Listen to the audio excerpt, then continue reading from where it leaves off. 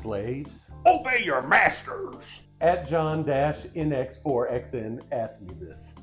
An interesting question posed to me because of my pedigree.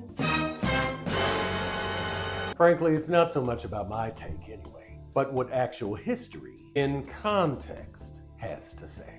But anyway, my take on Ephesians chapter 6 verse 5 is essentially the same as my take on Ephesians chapter 6 verse 9. Bullet point 1. Apostle Paul had emphasized that both slave and earthly master are one and the same, in that they're both subject to the same divine authority, despite their unique roles.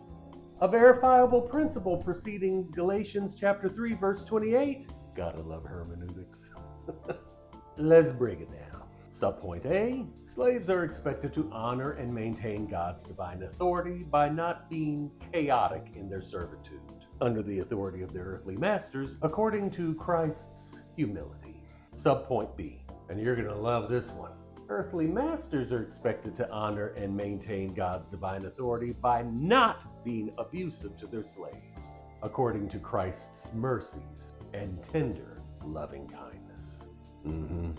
Imagine that. Something about the history of North American slavery don't line up. Second point, in context to history and the customs of that time when Apostle Paul so kindly wrote this epistle to the Ephesian church.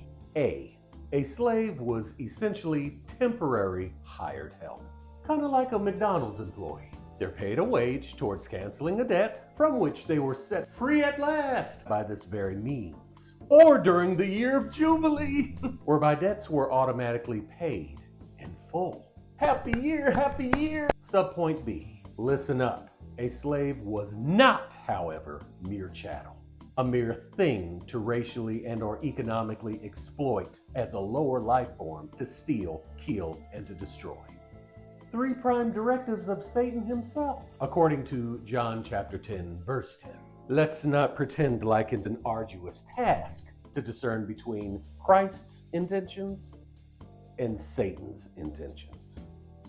That's it. I hope this elucidated things for you. That is according to sound doctrine and, of course, proper historical context. God bless you at John-NX4XN. Thank you for your comment. And to everybody, have a love God and love people day.